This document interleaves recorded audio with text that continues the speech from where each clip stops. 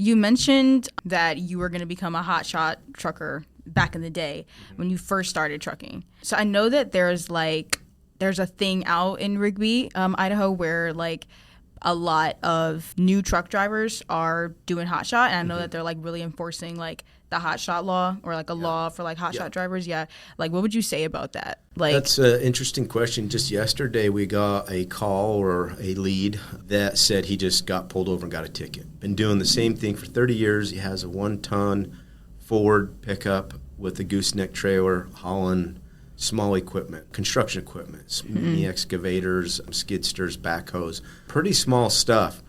And he would run it around locally for the last 30 years, just helping out, charging people. He got a ticket. And so now he needs a Class A, classified as other.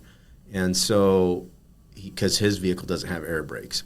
And so for his situation, obviously it's better to just get your air brakes done while you're at it because you're doing it. But some might feel more comfortable. Well, I'd rather just take the test in my vehicle. So yeah, it's a law. It's more or less going around federally as well. More and more states are applying that law that you reach a certain gross vehicle weight, which in Idaho is 26,000 pounds, which isn't hard to do when you get a 1-ton pickup and a heavy trailer and a little piece of equipment on there. Yeah. Then you're going to be targeted. You're going to be looked at as these police officers see you drive by. They're going to go, I wonder.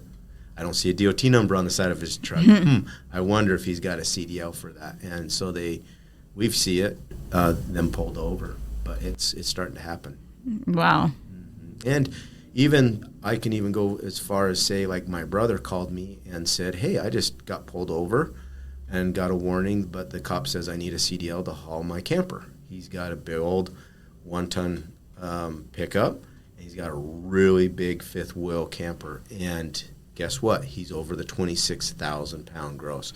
Right. So he's going to need a Class A CDL because it's a trailer, it's a combination. And so not just trucking is going to need CDLs here in the right now. The law's in effect right now. Right. Okay, yeah, because that was going to be my next question. I was going to say, like, what do you think the need is in Idaho for truck drivers? But you just said, explained like a clear need. Like, hey, hotshotters, you need a CDL. And we're opened up soon for you. Yep.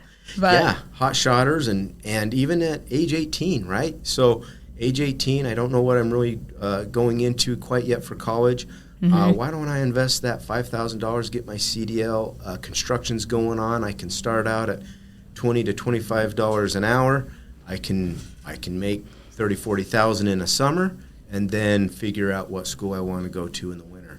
And then every summer, I can make that $30,000-$40,000, put myself through college. And so there's a lot of opportunity for that. There's so much opportunity that not just the classic mindset of, if I got a CDL, I got to go over the road. Right. No, there's so much more opportunity going on now. Right. It's different.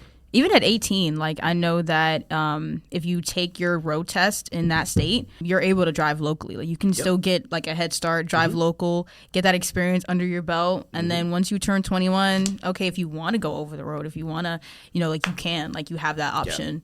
So for sure. So you would say like that, those are the needs, like hot shotters, young adults. Yeah, young adults, anyone in the construction industry is going really big. I think that get your CDL, work locally, be home every night, make $25 an hour for your first couple years, and that's a huge need right now is construction. And 25 is just base pay. Yeah, that's, when you're starting out, they start you out really well because you're in a dump truck. It's pretty easy. A lot of them are automatics now. A lot of them, they're short, and so you're just turning circles pretty short distances, and so they don't need a lot of experience. And one great thing about those companies is they're self-insured. So when you get your CDL, a lot of these mom and pops require 2 years experience because they're insurance. These big corporations that are doing these road projects or construction projects, they're self-insured. They can hire anybody. So they'll hire you right out of, training, school, and you'll be on your way to making good money. and you're in a seat, you're in air conditioning, your Yeah. body's taking a lot less beating than out there working concrete or construction, swinging a hammer at $18, $20 an hour. And so the opportunity is a lot better right away, is what I would say.